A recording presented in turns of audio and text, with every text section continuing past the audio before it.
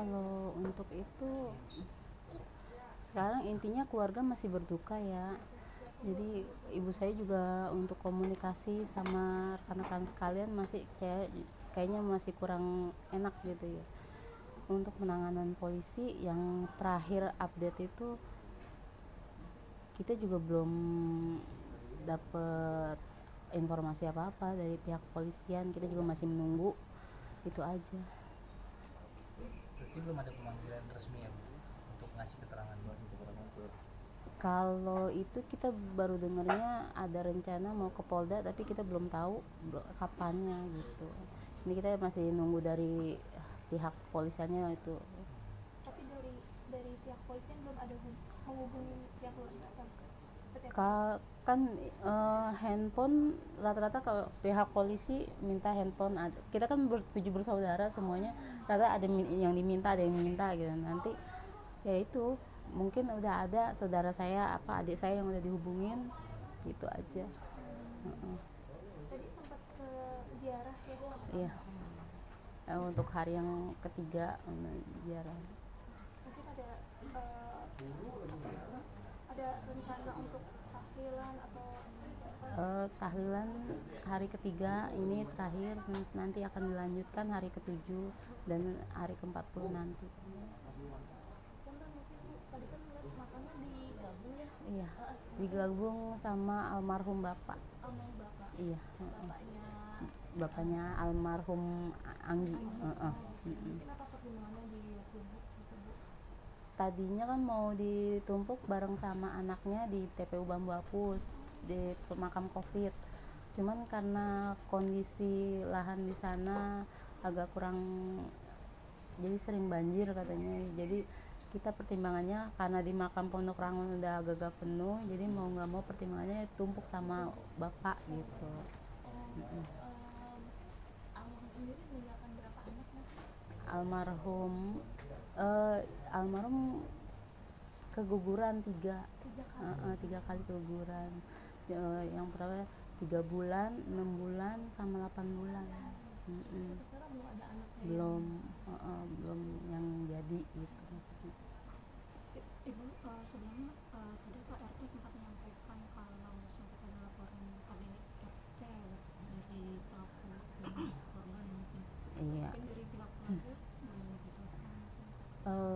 Jadi pas Nispu Saban itu mereka cekcok terus keluarlah kalimat talak dari pihak laki-laki. Nah, kalau dalam hukum Islam kan yang kita tahu kalau dia bilang talak ya berarti sudah selesai, sedangkan mereka hanya nikah siri kan. Jadi ya kita anggap dari keluarga ya sudah selesai, tapi dia berdalih dia hanya emosi terus nggak mau dipisahin. Nah, karena kita juga emosi, kita manggil pihak polisi kan. Nah, jadi dia ceritanya sebelum manggil pihak polisi itu dia ngambil pisau mau bunuh diri ceritanya depan kita. Karena ibu saya histeris kan, langsung manggil polisi. Pas polisi datang dia kabur. Nah, jadi makanya waktu itu dia pisah tuh akhirnya, harus nggak mau, jadi pisah dari kontrakan ini. Ternyata dia kan ngontrak di depan gitu. Jadi ya maksudnya kita kecolongannya di situ karena dia mantaunya masih deket gitu jadinya. Ibu sejak kapan mungkin sudah terjadinya KDRT terhadap almarhum sendiri? Apakah dari awal juga keluarga sudah mencium bahwa tidak benar si terduga pelaku tersebut? Ya namanya kan kita tinggal nggak bareng ya. Kalau untuk masalah KDRT saya nggak tahu, namanya berkeluarga masing-masing. Cuman kalau ada saya biasa aja sih, walaupun kalau emang dia kena KDRT mungkin ada lebam-lebamnya nggak pernah konfirmasi atau nggak pernah ngomong gitu ada apa enggak. Tapi yang di ini mah psikisnya dia ya, kalau nggak psikisnya kan nggak mungkin anaknya keguguran 3 kali. Almarhum dengan terduga pelaku berkenalannya di mana? Itu tahun 2007 adik saya ke Malaysia. Nah, itu jadi TKI di sana. Nah terus dia berkenalan dah sama orang ini. Nah kenalan di sana, terus udah berapa hampir 4 tahun kerja, pulang dah ke Indonesia. Nggak taunya lelaki ini ngikut nyusul akhirnya melamar adik saya gitu. Ya karena pertimbangannya mereka sama-sama suka, ya kita kan nggak bisa, keluarga nggak bisa ini kan, jadi ikut aja gitu. Artinya pernikahannya sudah dari 2019 itu 2019-20 deh kalau nggak salah ya. Dari pihak polisian ibu udah sempat bilang kalau dari pelaku ini motifnya karena cemburu karena korban ini dibilangnya selingkuh gitu. Selingkuh enggak, karena kan selama dulu pernikahan adik saya tuh sama dia terus kan ya, nggak pernah ada teman kompai, keluarganya doang dia komunikasi apa istilahnya bergaulnya gitu. Nah semenjak dia ngontrak di situ, dia kerja jadi SPPG itu MBG bagian masak. Nah kalau bagian masak itu kan pulang kan kadang tengah malam jam berapa. Nah kan di sana kan namanya orang masak rata-rata orang laki dan perempuan pun campur, jadi temennya banyak. Itu dia cemburunya di situ, dikirainnya dia udah nggak ini sama si orang ini gitu, jadi ada percekcokan terus. Cekcokannya itu muncul setelah Kerja di ini MBG gitu. Enggak ada selingkuh, ada saya emang enggak, maksudnya enggak ada gelagat kayak begitu, ada saya emang dia mah normal-normal aja. Tapi kalau dari pihak keluarga sendiri melihatnya pelaku ini seperti apa sih sifatnya gitu, tabiatnya? Kita jarang komunikasi sama dia karena kan kendala bahasa. Jadi mau komunikasi, kadang kalau ngobrol aja nadanya tinggi, jadi kita nggak tahu dia lagi marah apa lagi gitu. Emang apa logatnya bahasa Sunda emang agak-agak tinggi, jadi ngobrol sama kita kalau nggak nadanya agak tinggi ya kita juga males nanggepinnya karena kita juga nggak ngerti bahasanya dia gitu. Tapi dari pihak keluarga sendiri sudah menduga belum sih setelah ada kejadian ini? Menduganya karena pas lagi nisfu saban itu yang pas dia sesetin itu tangan tuh, saya bilang ya udah kan dia pergi tuh, udah alhamdulillah pergi. Nah terus pas tahu dia pindahnya di depan, saya agak ini nih wanti-wanti ini, takutnya ya namanya kan dia nekat bisa nyakitin dirinya dia, kenapa saya takutnya gitu doang gitu. Ya ternyata ya kecolongan juga sayangnya. Berarti ada rasa pas dia pindah kota kan ibunya sendiri ternyata ada rasa-rasa khawatir. Nah adiknya iya, gimana. makanya saya bilang adik saya untuk pindah ke sini dulu, nggak usah ngontrak di situ. Tapi karena kata adik saya udah nyaman ngontrak di situ, ntar kalau teman-temannya main apa gitu kan enak gitu, kata dia gitu. Ya saya juga nggak bisa ngelarang, namanya dia mau mandiri kan. Gitu. Tapi pelaku ini berarti ada sifat posesif mungkin ya? Ya posesif kayaknya ke arah situ. Tapi kalau dari pihak keluarga mendengar nggak ada, maksudnya kayak mendapat perlakuan kasar gitu dari pelakunya ini?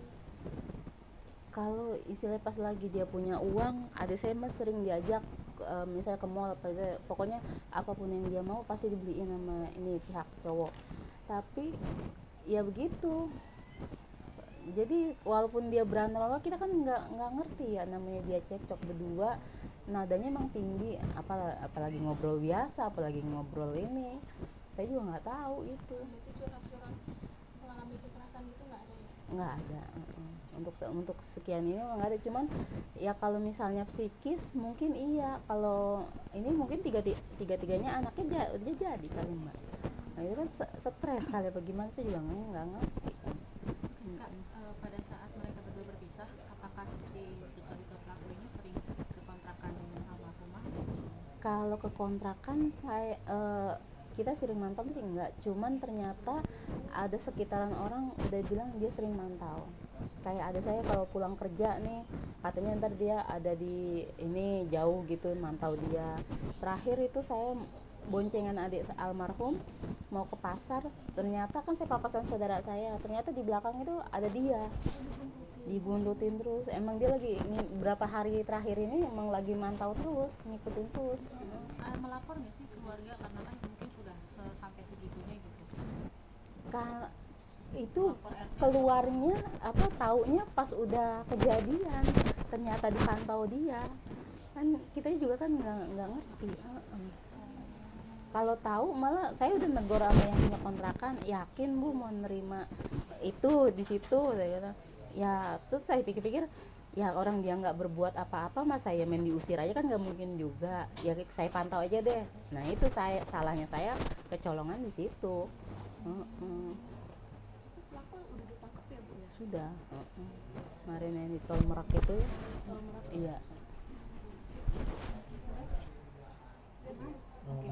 Untuk Terima kasih banyak ya Ibu. Ya, mungkin Ibu siapa Bu? untuk dia kan yang kerja kan akhirnya kan ade dari Bunda gitu kan, mungkin kenapa nggak cowoknya kerja apa sih sebenarnya? Kalau dulu lagi yang pas tinggal di Puncak itu dia kerja jadi sales minyak wangi.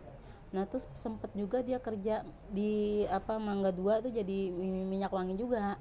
Nah tapi pas akhir-akhir kesini saya nggak ngeliat dia berangkat kerja gitu. Kayaknya berhenti apa gimana ya, tapi kan adik saya emang baru 3 bulan kerja di MBG. Jadi selama 3 bulan penghasilan uang dari untuk hidupin rumah tangga itu dari Adik saya.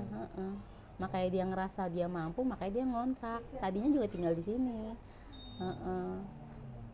Karena dia ngerasanya mampu ya udah Tapi sebelum pindah. 3 bulan ini ada Tinggal di sini. tinggal di sini nggak kerja sama sekali atau Nah, sebelumnya nggak kerja, emang penghasilan kerja. sebelum Sebelumnya adik saya sebelum di MBG nggak kerja, nggak kerja, emang dari kan itu kadang-kadang dari pihak laki-laki itu dapat kiriman dari orang tuanya yang di Irak. Jadi keseringannya begitu. Gimana dengan Ibu siapa maaf? Dian. Ibu Dian. Saya kakak dari almarhum. Almarhum itu anak keberapa dari 7 bersaudara? Anak kedua dari 7 bersaudara.